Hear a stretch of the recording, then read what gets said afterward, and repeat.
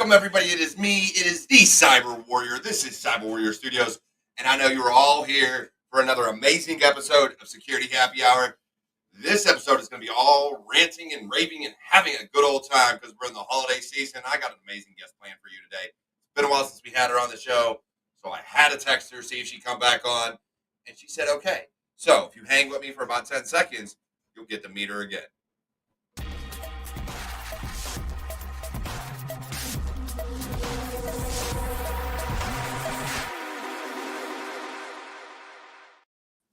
And we're back. Like I said, 10 seconds. Always is. It never changes. Anyways, with me this evening, I have the amazing Carr. And I refuse to butcher the name that you have in there. We're just going to go Carr, down to business with V. Amazing person to have on the show for our Rant episode because she has a show too where we interview and rant. So, how you been, V? I have been great. Thank you so much, Derek, for having me. I'm excited to be back. I remember hanging out with you guys a few months back.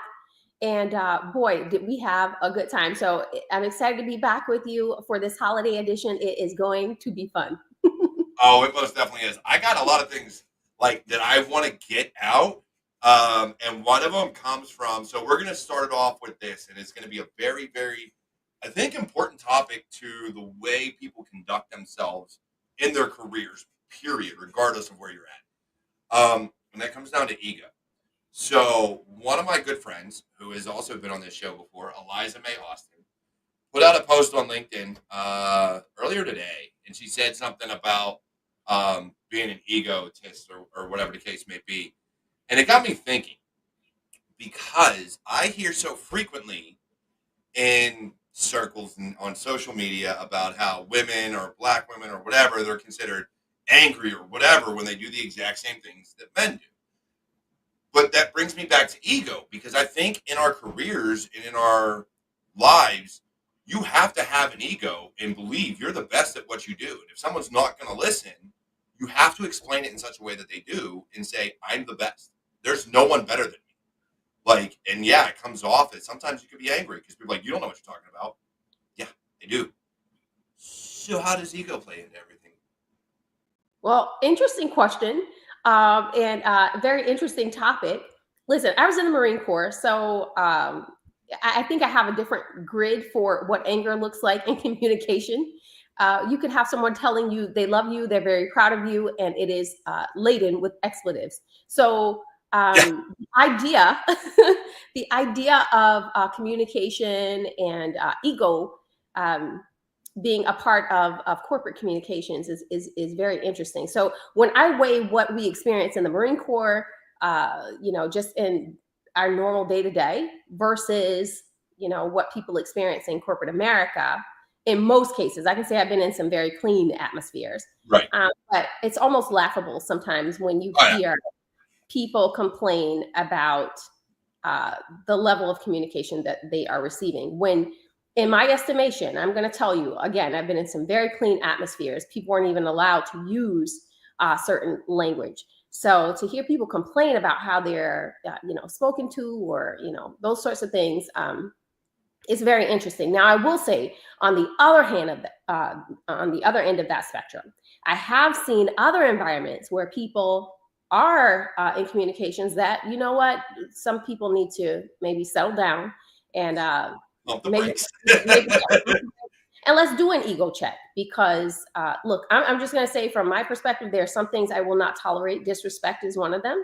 We can have a brazen set of ideas and, be on completely polar opposite sides of communication and, communicate that respectfully with ego intact, with ego intact. However, disrespect in any way, type, and regard is unacceptable. Now, again, you have your military environments where disrespect looks a little different. Again, because language and, different types of language and what's acceptable is, there's just a different grid for that. But I say in corporate communications, stick to the passive aggressive messages per my last email, which really means, look, bitch, I said this before and I'm going to say it again. Per my last email. Yeah. But, listen, here's what I'll say just about, how communication is received also. So here you and I are having this conversation with your audience, and it's very interesting how even a light conversation can be received in a different way depending on the person. So I always say sometimes it's not the one that's communicating, it's the recipient. So I've been told, oh, you're intimidating. Well, I come in with a smile. Like, what else is there? What am I to do for you? For you to feel See, I've yes. never found you intimidating. Then again, when we met, man, we was just laughing and having a good We time. had a great time. We had a great time. I met your friends, your colleagues, some of your some fellow veterans. Of course, we had the general in the midst who held court, and Right? but it was absolutely amazing. But I will say again, sometimes it's not the ego of the person speaking; it's the ego of the recipient. So there's a dynamic I think that has to be weighed, and I feel like when people um, it's on both ends of the spectrum. Let us who are speakers, and when you're alpha, I'm alpha. We know we come in with a certain level of weight You anyway. coming in hot. Hot and heavy, you know what I mean? So it's like I know that about myself.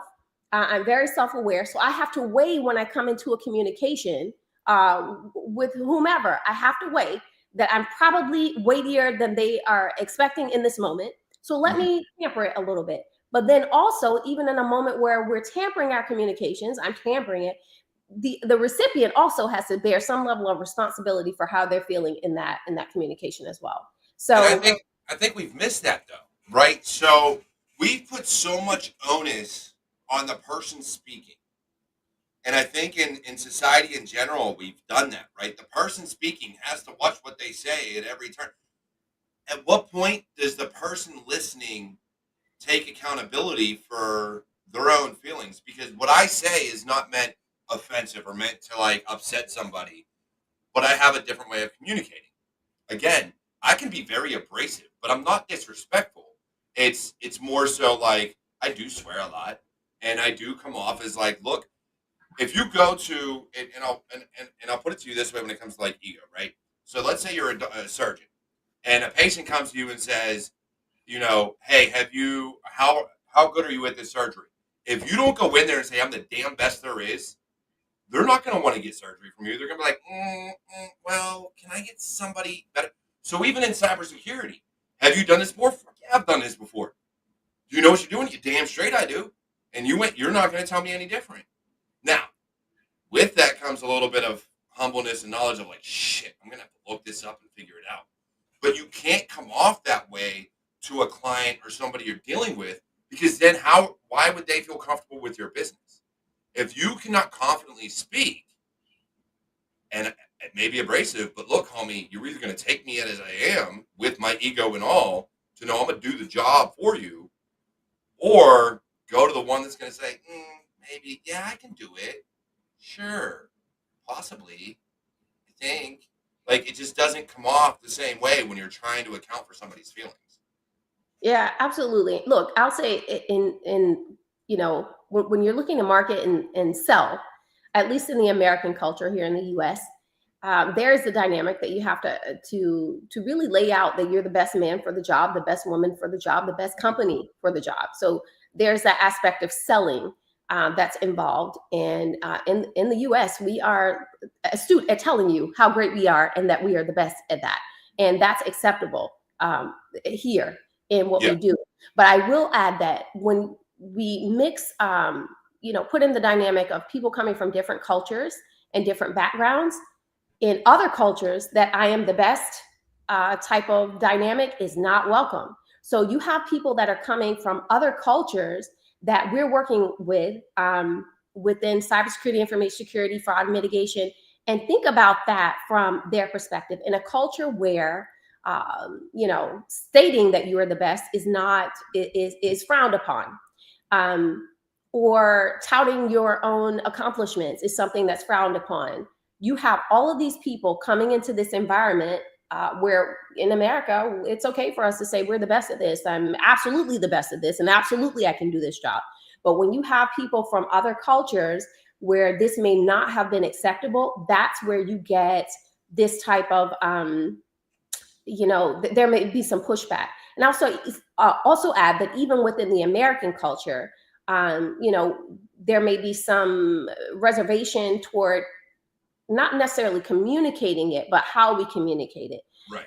But I think there are a lot of variables that come into how people feel about what we're putting forth. But I'll say the cultural aspect is really huge. And then being able to read the room for when that's acceptable, when it's not, when it's okay to boast, when it's not, or when it's okay to say I'm the best and when it's not. I think that's huge. But we go back to the onus is not only on the speaker, but on the recipient as well. Us being able to read the room as we communicate, but then also being able to read the room as we're listening. So, you know what I mean?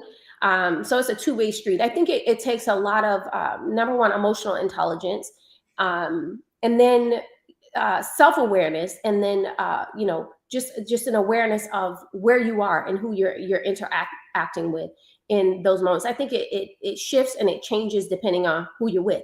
When I'm hanging out with my Marine buddies and, we're you curse like a sailor when you're with your Marine friends, well, I'm not really one given to expletives, but I will say it's a different type of communication. It really is. It's just hanging out with the guys, and generally it's you're among an alpha male machine over there. So there aren't a lot of hurt feelings. I can say that.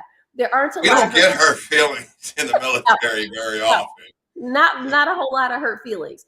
But I will add that when I'm in other environments, it's a softer touch, depending on who I'm working with, and what the client need is. Being able to read the room and just having that high level of emotional intelligence to ascertain who you're dealing with, where they are, and just being able to get the nonverbals as you're having those conversations. I think that's important too. Do you think it is harder in this industry due to whatever reason for the hands-on technical people to really be able to communicate and understand the situation that they're in? So if you're going to talk to a director level, right? Like, let's say you get promoted as an engineer or an offensive security person or whatever the case may be, up to a senior level. Do you feel like it is because maybe they haven't been put in those situations, it is harder for them to read the room of like, oh, this is a director or an executive or a CISO. I need to curb how I say things versus just coming out and saying you're fucked. Like, do you think it's harder?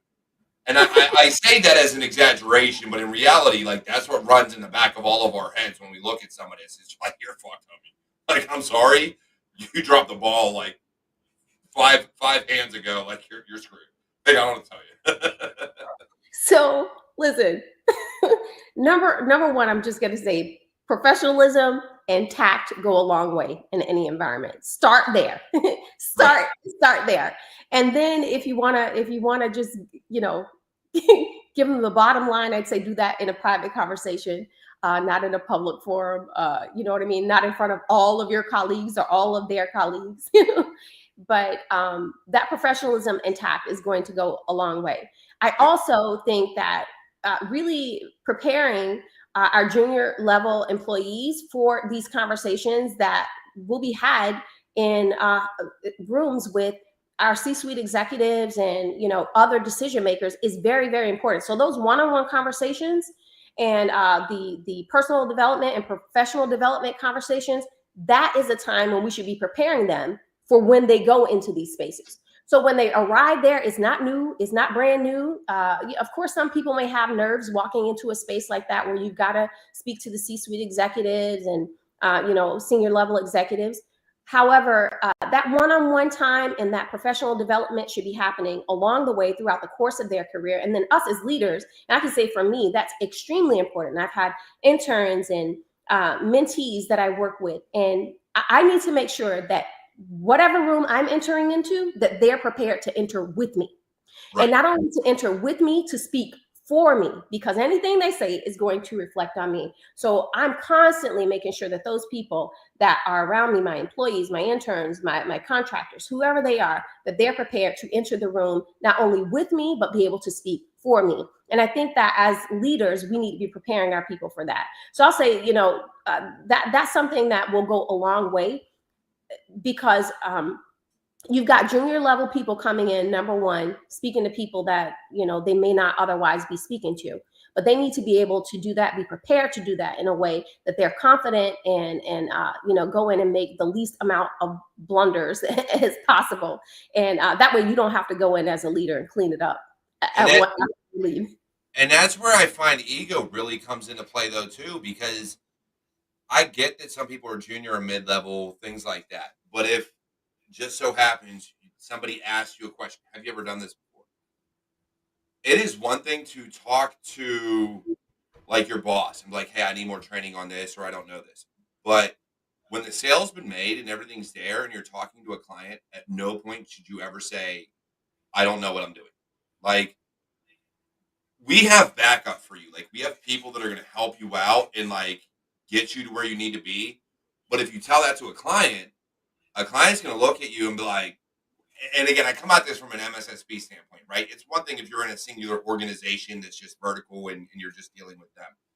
But when you come at it from a multiple, managed service kind of aspect, to tell a client you've never done this before and you don't know what you're doing is probably the worst thing you could ever do. Even as a junior, like never in your life should you say that. You need to come off like you are the best in the world, because clients look at you and they've been sold this idea of, oh yeah, you guys told us you could do all these things. Don't ever say you can't. Like, if we need to go back to the drawing board and Google or hire somebody or do whatever, that's all well and good. The managers, myself, directors, things like that, we can handle that. But don't ever tell them you don't know what you're doing. Like, please don't. That is the worst thing you could do, not only for your company, but for your career, because like now you've just put yourself out on, open mic night. Like, then why are we talking to you and why are we working with this organization? Yeah, absolutely. I agree with that. Definitely not sharing with the client that this junior person has never done this. But I think too that that's also part of those development conversations. If we know that our team is going to be going into a client meeting and talking about any number of things, we need to prepare them. When we go into this meeting, this is what we're here for. This is what our expertise is as a team, as a company, as a group, as a division, whatever it is, as a business unit. This is our level of expertise. This is what we do. And even if they personally have never done it, if our team collectively has, worked out and has worked in areas like this, then we have a collective, bit of expertise here that we can leverage. But I think it comes back to the conversation of preparing your team members before you go into these rooms and have these conversations. So again, these are things that should be happening as part of the professional development, as part of the one-on-one conversations, and then also as part of the preparatory exercises as you're going into these meetings, whether it's with clients or your C-level executives. Never walk into a room cold if you don't have to.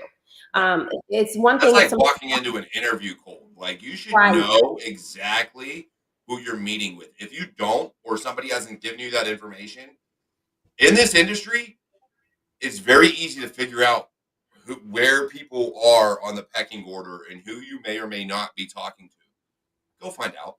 It is a requisite, a prerequisite in most interactions at certain levels. I went through a very high level finishing school many years ago, and this was one of the things that we were taught. If you are going to any event, know who's there. Right. If you have a personal agenda, professional agenda to meet or connect, collaborate, or network with anybody, know who those people are and what they do. If you're looking to just enter the room, and if it's a social gathering, know who the people are. So it's one of those things where it comes down to it's a protocol. Some companies build it in. I like to do so with my employees, for myself and for my employees, that if we're going into a meeting or to an event, we need to know who's going to be there. And that really allows us to map out how we're going to address the event, the venue, and how we spend our time there. But I do think it's really, really important to make sure that you know who people are, who you'll be speaking to, and have an agenda laid out for that. Right. Otherwise, you can end up wasting time, or committing those blunders. And I'll tell you, even in that school, that finishing school that I went 3 years ago, as a professional school, we had I probably need constituents to go from all over. Yeah, professional or clean cut at all. They were from these people were from all over the world. They were, we worked with high level officials in government, some with royalty, some with different organizations. One of the first things that was presented to us is that the reason that we're even involved in this is to eradicate any possibility of gaffes that would interfere with our ability to communicate the message for which we had arrived to any given location, any meeting, any interaction, or any event. That was the reason for all of the protocols that we were learning. So that when we entered the room, something we did or said did not negatively impact the interaction that we were about to have. So generally, if you're thinking about it, if we're dealing with VIPs and VVIPs, we're there on an agenda, whether it's for our nation, our companies, or our government, or in cases where people were working with royalty, they are there as an emissary on behalf of this particular institution. When you walk into those interactions, you don't want the way you dine, the way what you said, any type of statements that you make, any gift giving protocols. You don't want any of that hindering your message. And it's little things. Remember, I just talked to you about the culture of the US and how it's okay for us to brag and say, I'm the best at. In other cultures, that's not okay. You've got to be able to walk into a room with people that are not from where you're from and be able to entertain or have interactions and not make major gaffes that's going to hinder, block, or collapse any type of interactions or negotiations that you may be having in that moment. So, when we take it down from that international level just into our communications, corporate communications, and then how we are working within the organization and then with clients, it's the same concept, just brought down to a smaller level. We need to be looking at how we train our employees, ourselves first and foremost as leaders, and then our employees to be able to interact in these situations that will cause the least amount of friction as we're trying to get our message across. Yeah, definitely. And it's funny that you mentioned that too, because I've had a lot of communications. There's calls I get on and I literally want to throw my computer or yell at somebody. Like I want to reach through my screen and just strangle somebody.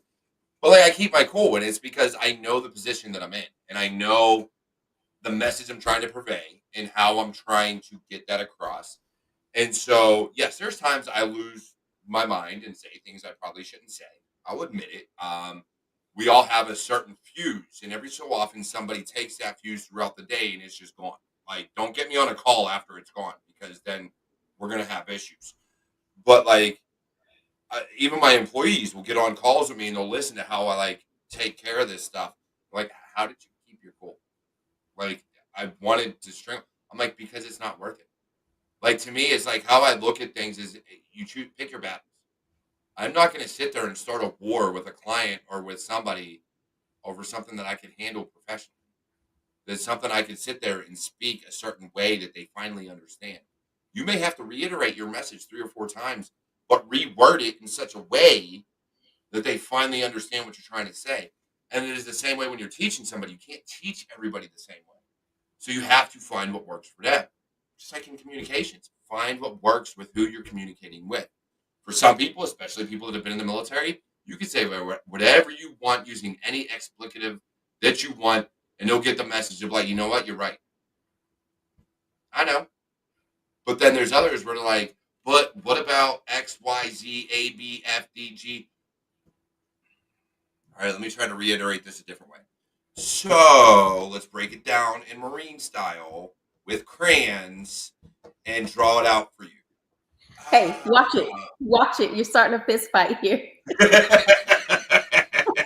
I did that on purpose. I know you did. But like, you know, so you have to understand your audience, to your point, as you were saying, read the room and know who you're talking to. And I think sometimes we forget to do that. Even I have done that with juniors, right? When somebody takes on a role, I expect I may have not been the one to hire them, but if they're in a cybersecurity role, I am expecting a certain level of knowledge behind them. And so when I say certain things, I am expecting them to understand what I'm saying. And then to find out they were completely lost and didn't tell me about it. But at that point, even if they would have told me about it, I still would have been like, then why are you here? Like, why am I talking to you? But it's because, and my buddy Smitty pointed it out to me. He's like, dude, you talk at like a PhD level sometimes. You really need to bring it down to like high school level, if not middle school. I'm like, but they're here. They're junior, my guy. They're trying. Like, I know, but I have expectations. Like, you should be able to understand this. Yeah, I get it. You know, there are times when you think you should know this, or maybe you should know this, or I thought you would know this. But I think that comes back to that leadership conversation where, you know, there may be instances where you're with a junior employee and have an expectation that they would know something and they don't. I think I've been in that situation before, and other leaders have. um, it really is how you choose to handle that. I remember several years back having an employee, and was in a similar situation, and having to really take a pause in that moment to say, she really has no clue what I'm talking about right now. And taking that moment to say, okay, let me teach her. And then also being for her in that moment what I would have wanted somebody to be for me. Somebody to take a moment and say, okay, I realize, and not even say it outwardly, that I realize you're not getting this right now, but me internally saying, I realize she's not getting this. Let me explain this in a way that you can understand. And then making sure that they got it. They got it. And if you don't get it, let's circle back and make sure that you do. And however much time you need, so that we can focus on this, so that as you move forward, you're able to move forward in a position of success. Um, on this particular subject matter, as you know, well as others. But I think it's really important as leaders that we take that moment and say, okay, you're, there may be a gap here, let's fill the gap for you. And then also being who we would want someone to be for us. And that has been huge. I take that everywhere in life with me. I remember going to a big box store, or a home improvement store, and I was ordering a particular product that I had ordered like multiple times.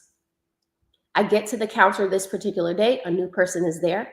I explain to her what I'm looking for, and she has no clue what to do next. And I could see it. I could see it. And finally, she said to me, I've never done this before. I've worked here for X number of years. I've never worked in this department before. I've not done this before.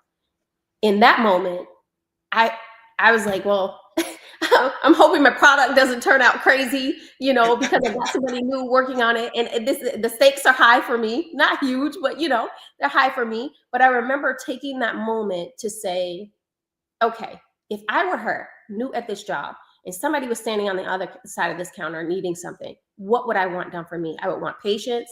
I would want somebody to, you know, just bear with me, let me get this. And that was the stance I took. And I, in that moment, didn't wait for her to get somebody else, you know, from her team to tell her. I said, this is what this product is. This is what it does. Let me show you. If you go into your computer and you press blah, blah, blah, it's going to pull this up. I literally walked her through on her screen how to access and to actually execute what I was telling her I needed. So But that I think, moment, and I don't mean to cut you off, but I think it's again to your point of leadership and just personality. Yeah. I think it's about how we come off across to people, right? Because we have seen in society too many people get overly defensive or aggressive over the little things. Oh, this person doesn't know how to do their job.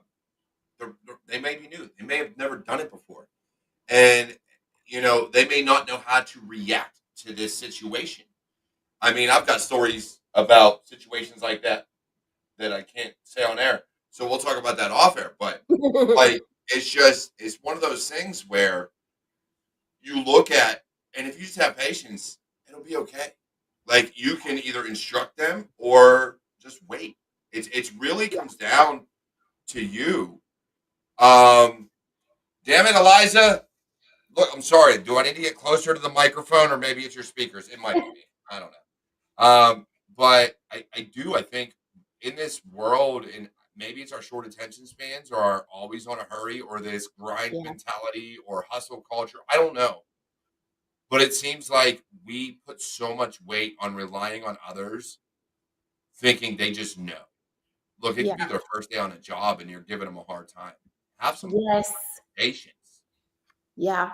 And we've all been new somewhere. And we know that feeling when you're new at the job and you're having a huge moment and somebody else on the other side of whatever the interaction is expecting you to be the expert at that. And you know in that moment that this your first day on the job or your first week on the job.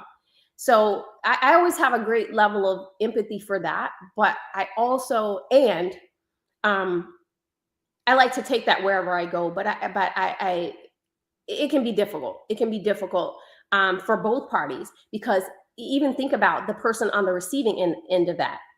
If you're, mentoring an employee and you're talking about ego earlier, if you're mentoring an employee that's not teachable in a moment where you're trying to communicate, okay, this is what you need to know in order to move forward with success and that ego gets in the way, that could be a barrier as well. So Yeah. not only, again, we're taking it not only from the speaker's end, but also from the recipient's end of the conversation as well. So I think it's one of those things where you have to weigh both as you're in either role. Well, and when I look at ego, and when I look at how I take my career, right?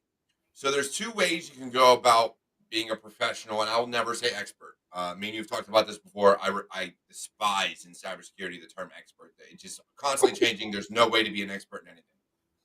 But being a professional, I have always said I'm the best at what I do, and there's a reason behind that. It's not because I know more than everybody. It's because I'm willing to learn where others are not. So I will go into a room and listen to everybody, from the most junior person there to the most senior person there. And I will listen to all of them. And I think that's how everybody should be. But it's because of that those that are not willing to do the same or even listen to me, now they're missing out on knowledge, which means yes, truly, I am the best for at what I do, because now I'm doing both sides. I am actively engaging and giving information and receiving and trying to learn more information. Some people, their ego is so out of whack that they just can't learn anymore. Okay, cool. I'm better than you. Like, when you refuse to learn, I learned from my kids from ages 7 to 16. I learned from them all. I learn from 17-year-olds online all the time, like things that they talk about and do in this industry. And so, to think you are better than anybody else, and I think this is a differentiation. I am not better than anybody else. I am the best at what I do, which is a completely different concept. You don't put yourself above anybody. At what you do, you are the best. And you have to realize it's a different mindset to have.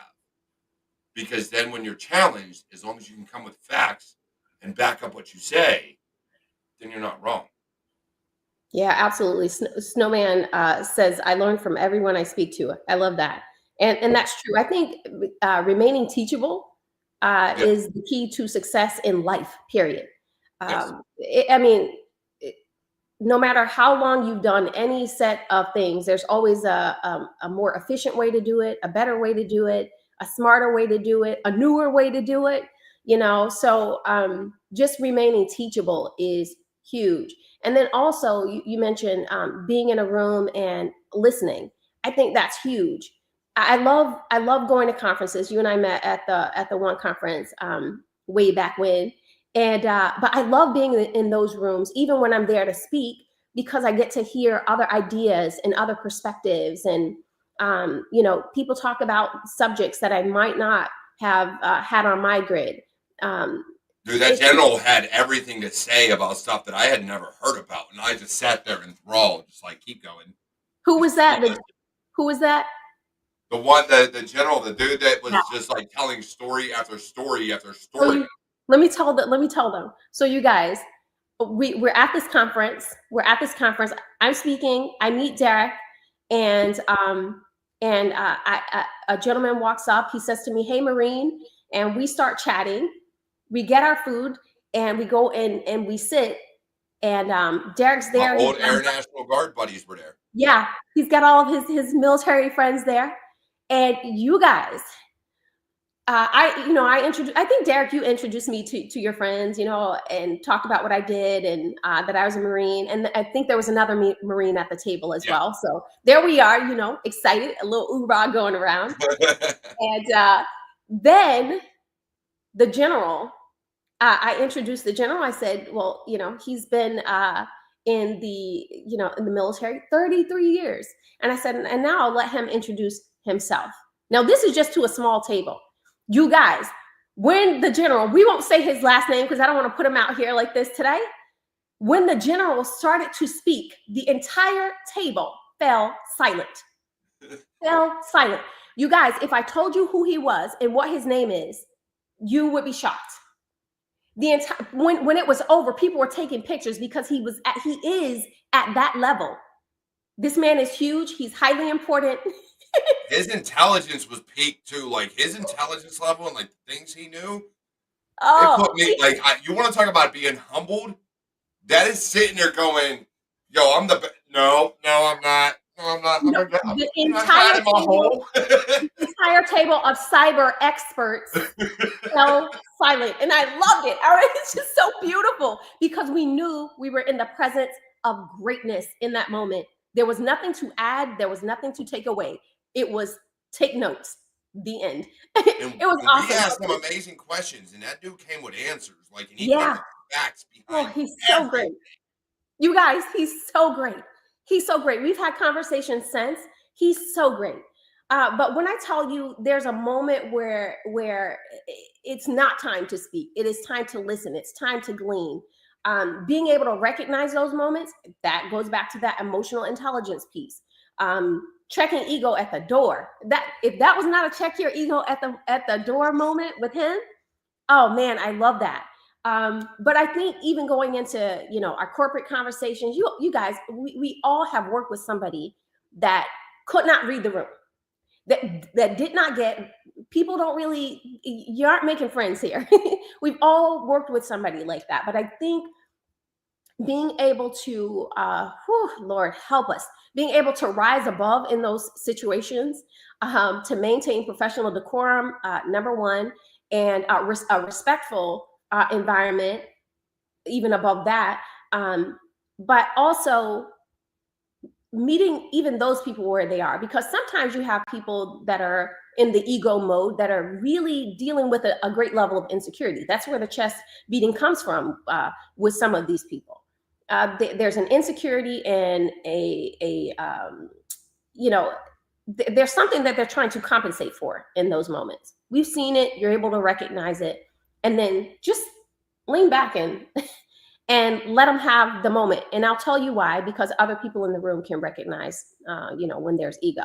And then also being able to, us as professionals, being able to lean in a moment where we have, a moment like with a general, where we just say, you know what, there's nothing else for us to say here. There's nothing else for us to say. Let me get my people. There's nothing else to say. And friends and family, I'm going to tell you guys, everybody at that table I love this story about the general, because everybody at that table was an expert in their field. Everybody there was. And we knew in that moment, this is Greatness has entered the room. Let's just, He is the one. you know. But I think that again, you got to take that back to the office. When you know this person is now the person that has the highest level of expertise in this particular subject, this particular topic, sit back, Yeah. give them their moment. You know what I mean? And the jockeying for position or title or attention, let it go. But we know that's not necessarily going to happen. I love advising on it, but it's not necessarily going to happen. So we've got to decide who we're going to be in those moments where we got to deal with those people too. And I think it's so you have two aspects of this. There's human nature and there's fear.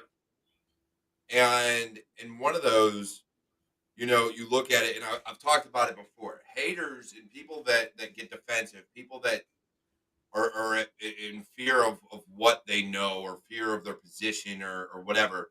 In reality, what they're afraid of is the fact that you're already ahead of them. It just hasn't been recognized yet. And so whether you're on social media or anything else, haters literally despise you in people that are jealous and trolls and things like that because you're doing better than they are. And so I think when we're looking at these rooms and these people that we can see with these egos that don't necessarily match their knowledge base or what they're trying to purvey, to me it comes down to the energy they provide. And it comes down to real recognizes real. You can tell when somebody's a blowhard and just trying to keep their job versus somebody who legitimately knows what they're talking about. And they say it in such a way that everybody shuts up and listens.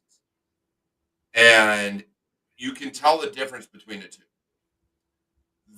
Because the ones that are afraid for their job are going to get very, very defensive. They're going to go and attack everybody, but they're not going to attack them in such a way that really defends their position. The decorum and everything goes out the window.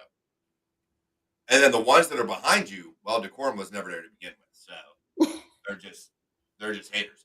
But the ones that are at fear for their job is because they know they're at a point where they quit learning, they quit growing, and they're not trying to raise anybody up. They're trying to hold them down to keep their job, and that's where ego can be a negative because they refuse to admit that they quit growing, and now people are better than them. And I think that's a problem we have in society in all careers where we're holding people down because we refuse to keep growing as individuals and in our respective career fields.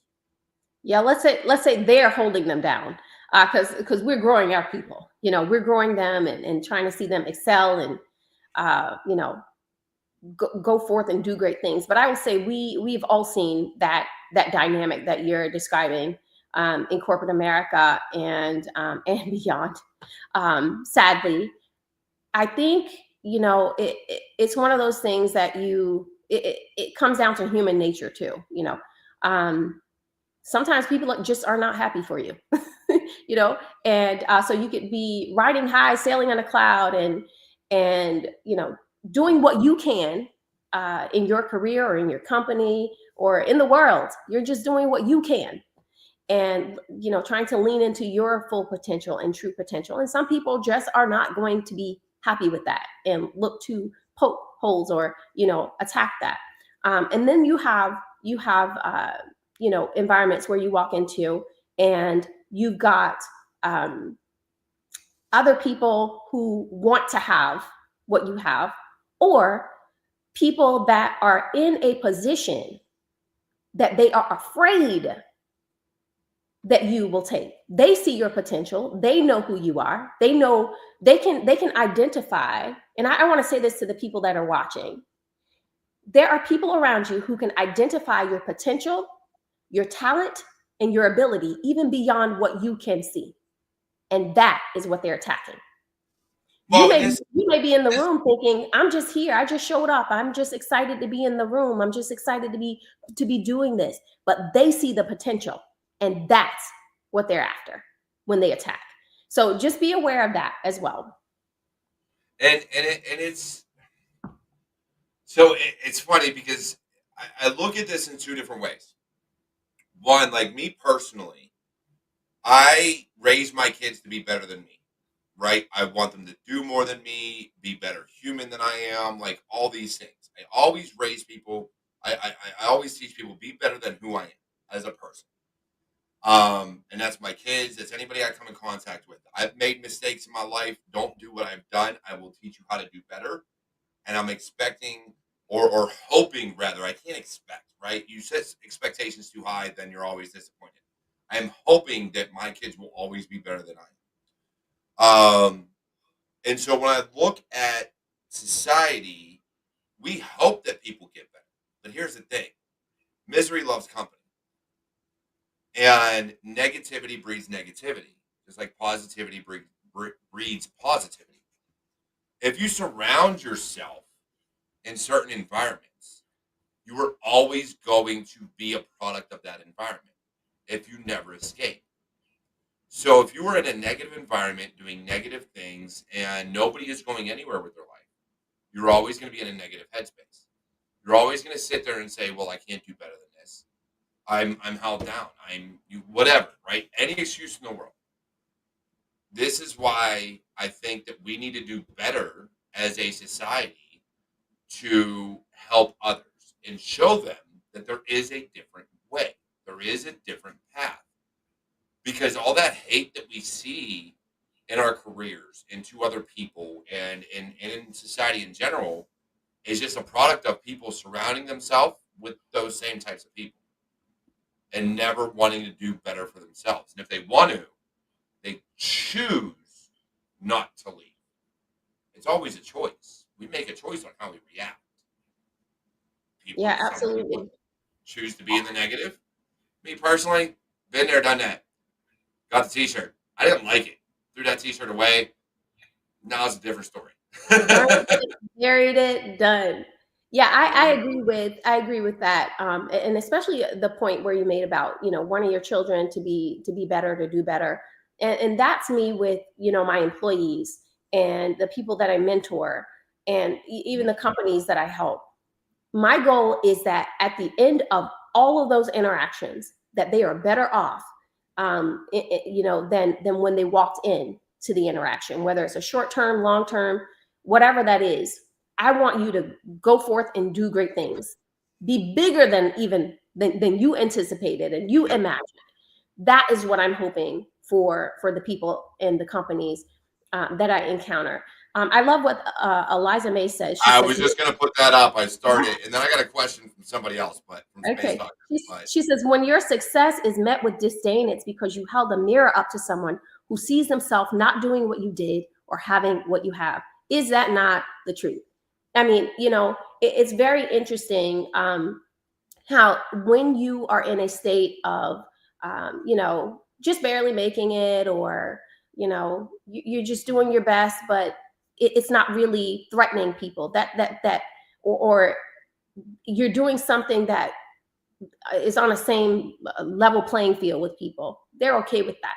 But once you start to ascend that and your trajectory takes on a different level of momentum, that's when the negativity starts. And again, you may not even see it. You may not see it. You may just be doing your work in your office, just doing what you are paid to do, but other people can see it and they can identify it. That's when all that negativity comes in.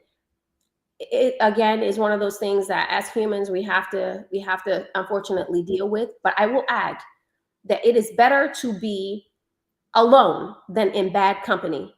You talked about being a product of your environment. I would rather it be me, myself, and I, Father God, Jesus Christ, Holy Spirit, I'm a Christian woman, us alone, than to be surrounded by something that is going to poison my thought, my body, my soul, my spirit, or the trajectory of the path that I'm on. yep, I will walk alone, yep. you know? So not everybody gets to make a decision so bold, but it's one that you'll have to make. Who are you going to have up close? Who are you going to listen to? And whose input are you going to let really resonate with you? What are you going to saturate in? The hate or the praise? And if you got to give yourself praise, saturate in that, but don't get caught up in the hate And there's cycle. two things I'm going to talk on that, but Elias says here, jealousy is super valuable though. When you feel it, we all do, and it's true. It's your gut telling you something you know you need to work on. We're only jealous of things we want.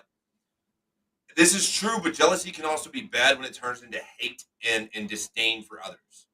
So it is one thing to be jealous of and want to get to that point and use it as a driving force to do better. But it is also can be turned negative when you use it as a reason to hate and produce vitriol and just speak poorly of others. And we see that on a regular basis. I got a good friend that people hate on her all the time because she has a McLaren. And she shares pictures of her skins that she puts on it and all this other stuff or whatever they call it. I'm not a car guy. I don't know. But like she does all these things and I'm like, oh, well, da da da da.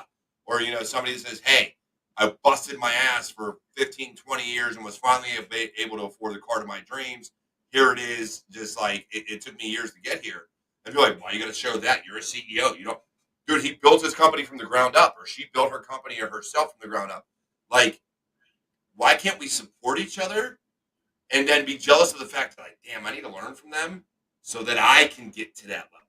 Turn your jealousy into a point of elevation to want to get there versus a point of disdain and talking poorly about others.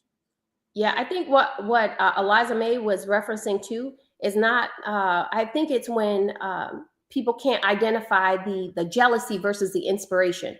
So Right. that there are people I look at and I think, oh, that is so inspiring to me. Not jealous that there's something in me that resents the fact that they have it, but there's something in me I'm inspired by what they have. Like, wow, that's attainable, that's doable. How did you do that? How did you get there?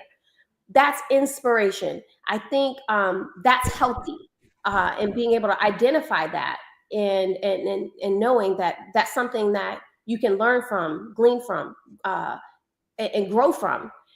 That's different than that other jealousy. So I know what Eliza May is talking about, but I think a better word would be inspiration. When something hits you in a way that's like, wow, you did that? How did you do that?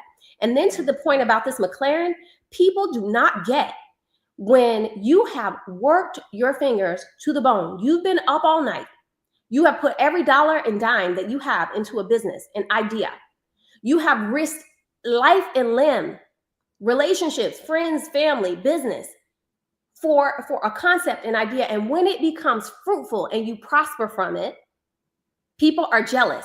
How is that possible? Anytime I hear people hate on Elon Musk and his success and all that he's done, I think about the times when he said that he slept on the floor. He didn't have anything to eat. He worked, day and night on these concepts that now are billion-dollar ideas. Yeah. That he's profited from. Anytime I hear something like that, that people are angry about it or jealous of it, it really bothers me, because what you don't see is all the work that went in, the sweat, the blood, the tears, the risk that you take, the things you gave up, the friends you didn't have, the parties and dinners you didn't go to, and all the things that you said no to get to a moment where there's prosperity for you. And somebody's mad because you got it. Are you kidding me? Well, and here's the thing, right? And here's what I think people get more mad at. And like me personally, I love when people build their brand and their companies and whatever from the ground up. I absolutely love that.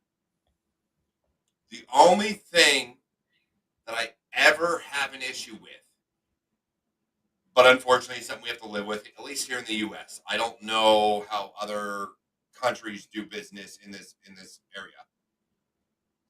If it is, you could call it nepotism, whatever, but I think a company should always be handed down to somebody that has worked for the company. It should never be from somebody from the outside. Meaning, if you have started like it's escaping me, the guy that built Amazon, Jeff Bezos. He built that from his garage. It was a simple, garage business that he grew into a multi-billion-dollar organization. If he were to give that to somebody that's not a Bezos and or is not working currently for that organization, I despise that. because the people that have been there from the ground up, the people that built it with him, are going to have a love and a passion and want that business to grow. Versus somebody who you just go out and you're like, you know what, we need a new CEO now. Hey, this guy's leaving this organization. Let's pull him in. He's going to do good things for us because he did good things for them. Like, no, I personally do not like that, just because I feel like now you're having these CEOs that literally all they do is jump from board to board to board to board to board to board and be an executive at all these different companies. They're just doing it for bonus and money. They legitimately care less if that company goes broke, if they're getting their paycheck, or if the employees are unhappy. Like, they don't care at that point. That's not all of them. It's an overgeneralization, I know. But that is my problem with the way that structure works. I would rather it be handed down, like, to be a CEO, you have had to work at that company for X amount of years and been on the board. Like, you would have had to have helped keep that company running versus bringing in somebody from another organization. Like, that's where I feel like that mindset of, like, being jealous of somebody that has more than you. I think Elon Musk should have to give that organization, when he's done with Tesla and everything he's built, it should have to go to somebody that's been there with him, ride or die, the entire time, that still wants to be there. Same as the next person and the next person. It should be an inner promotion versus an external hire. That's an ideal concept, but I can tell you, It'll never work.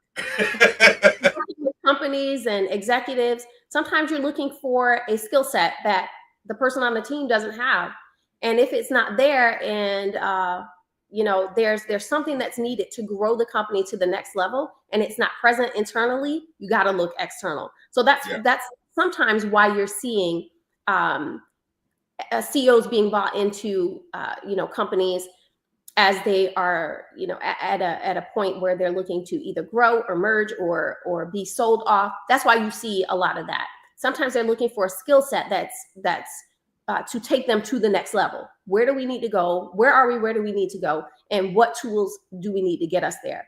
So sometimes that's not always present internally. I do like the idea, though, of having somebody. I would love to have somebody at Vicar Group that I could turn it all over to. That when I want to sit down and rest, just turn it all over to. That's the goal. We did an episode of Down to Business with B this season, where we talked about it was during the Thanksgiving holiday, and we talked about it was a family run businesses, and there is this concept about how it's exponentially easier for second and third generation family member to take on and grow and run the family business. All of that groundwork and foundation has been laid, and in the first generation, and then subsequent generations can take it and grow it, hopefully. But what happens when the skill set isn't there to grow it? Sometimes companies are sold off, sometimes they fail. But again, it's one thing if they're sold off and or fail. It's a whole nother thing when you're like, well, we want to keep this company going, so let's hire this person. Yeah, but that's the whole point, is that you don't want it to fail. You don't want all that hard work to. I would rather to see my company grow and thrive in the hands of another than to give it over to someone who was not equipped to handle it and lost it all. Lost all of my hard work and my stuff. Absolutely not. Y'all better get somebody in here. Y'all get somebody in here. So this is what I'm gonna do. All right, I'm gonna hand the show over to you. We got 2 questions. I'll be back. Don't worry. But I do want to hand this over to you because you are the speaker for the night. Eliza May, speaking of jealousy, and I want you to go on a tangent about this for at least 2 minutes. Have you faced jealousy from female friends because of your professional success? And I know why Eliza is asking this. Oh, Eliza. So listen, I don't have friends that are jealous of me. If they're jealous, they are not a friend. Goodbye and good riddance. But I have experienced jealousy from people around me, male and female, over different things that I have worked hard for, that I have invested in and, seen some level of growth. it's unfortunate to me. And that's why when we talk about people like Elon Musk and all his hard work and how it paid off, finally paid off. And then you got people that say he doesn't deserve that, or give me some, of this money. Like, it resonates with me because I too have risked it all. There are things that I have passed up, and plates that I've had to push away, metaphorically, because I chose to work on my business, and have people on the flip side of seeing some level of success, because success is that is subjective, but seeing some level of success and growth in my life, they ask me, how did you get that? Or why you? Or you feel some level of resentment from them. Of course I've experienced that, but those people I do not keep up close, and I don't want them in my circle. If you can't applaud it and be happy for me, goodbye and good riddance. I have no time or space for it, and I will tell you, I will cut people to the quick. I have no time. You guys, I've said it my whole life. I am a woman on a mission. I'm a woman on a mission. Get in the way of it or assist me. But if you get in the way of it, you got to go. I have no time or patience for it. But yeah, jealousy is something you can spot it easily, but I don't tolerate having those people up close. Yeah, definitely. And again, it's one of those things that, like, you can always, and again, I talk about energy, I talk about aura, I talk about, like, you could just feel what somebody's giving off. And if you don't want the best for me because you see what I'm doing, there you go. There's a door. I don't need to talk to you now. And again, I feel the same way. I completely understand where you come from. I've seen it. And sometimes you just gotta cut people off. Family, friends, other, doesn't matter. See ya. There's the door. Don't want to talk All to of you the no above. All of the above. I'm telling you, I really am very serious about guarding my peace, guarding the space, that sacred space that allows me to create, to produce, to grow. And I feel that so strongly because I feel like I'm living out a higher call. You might have remembered me talking about this in the speech I gave at the conference that we met at. I always talk to the cyber experts.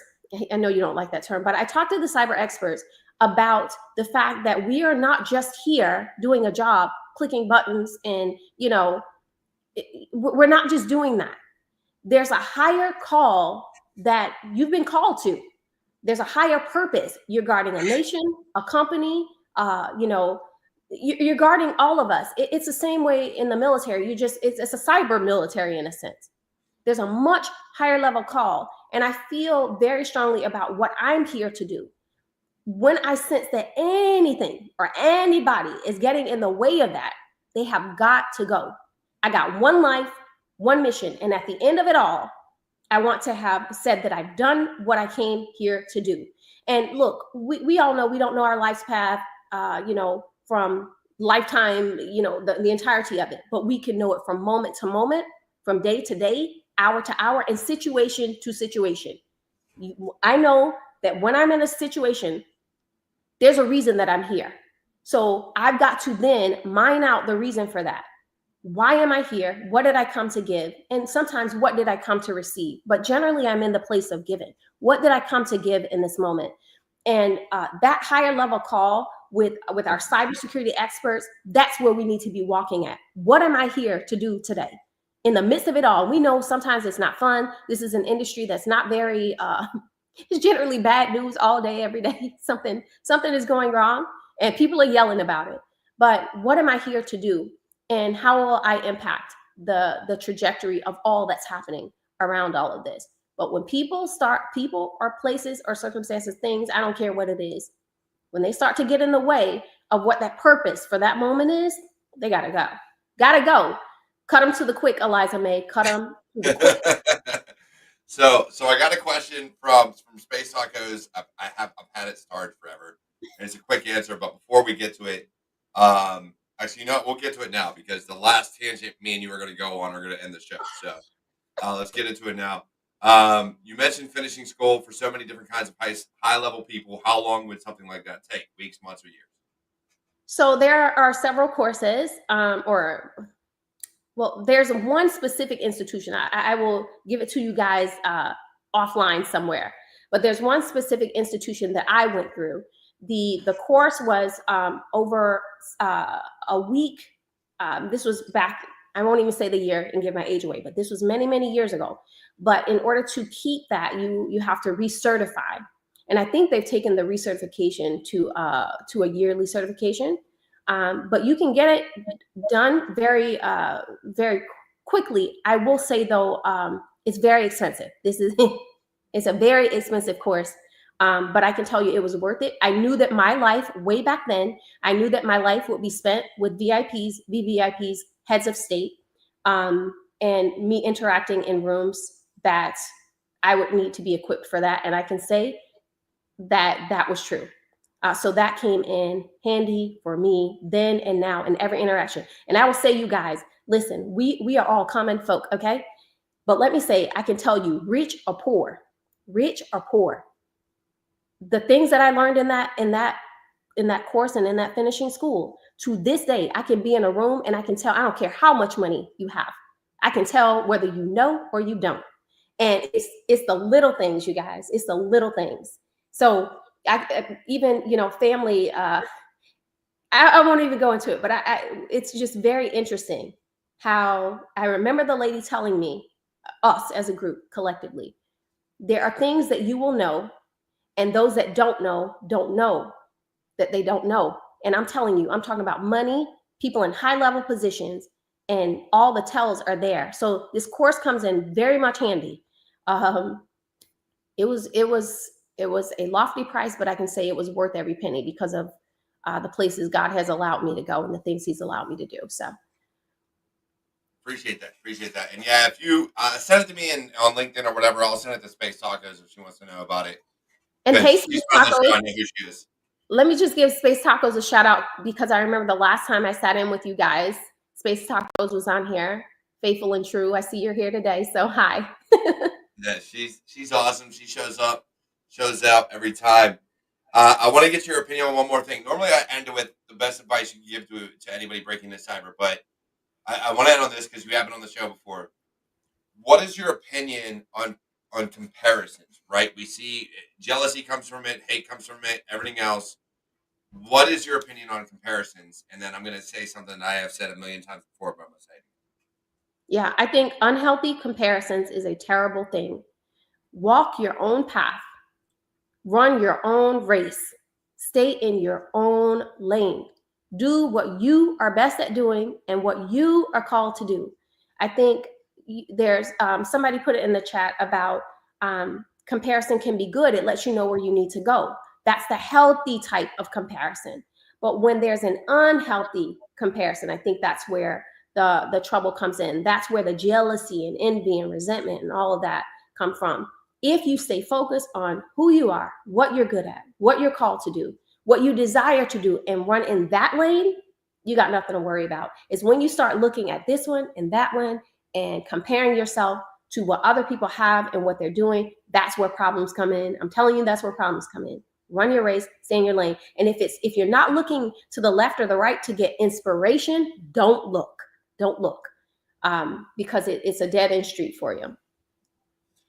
So you said something, and I'm glad you said it because I'm going to reiterate it. But so the way I go about things is this, and for everybody listening, if you follow me on any other social media, you've heard me say this before, whether it's TikTok, Instagram, YouTube, it doesn't matter. I've said it a million times. You cannot, and should not ever compare your day 1, 10, 15, 20, whatever, to somebody's year 10, 20, 30. Cannot. We're looking at two different races going on, and somebody is 30 yards, 100 yards, 200 yards downrange, and you're not going to compete with them. However, you can always compare yourself to how you were yesterday. That is the only comparison you should make. With the caveat being, if you're looking for inspiration of what you want to get to. So if you need to get to here, you don't compare yourself to them. You look to them for inspiration of what you're trying to aspire to. But never compare where they're at to where you're at. Because it's always going to leave you in a negative mindset of somebody knows more than you. When in reality, I have never met the most intelligent person on this planet. Somebody always knows more than somebody else at something. Nobody knows everything. There is no such thing as the most intelligent man on the planet or intelligent woman on the planet. It does not exist. Somebody knows more than somebody else about something. So compare your today to your yesterday. Don't ever compare your today to somebody else 10 years from now because they've been doing it a hell of a lot longer. Yep.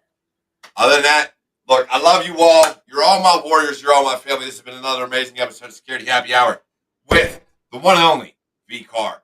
And I love you, V. I can't wait till your show goes nationwide. I'm hoping eventually it gets there eventually. But for everybody else, look, take care. Have an amazing holiday. Whether you celebrate Yule, Christmas, Hanukkah, I don't care what it is. Celebrate it. Bring peace, joy, and love to you and your family. And I will talk to you all next Friday with another amazing episode of Security Happy Hour.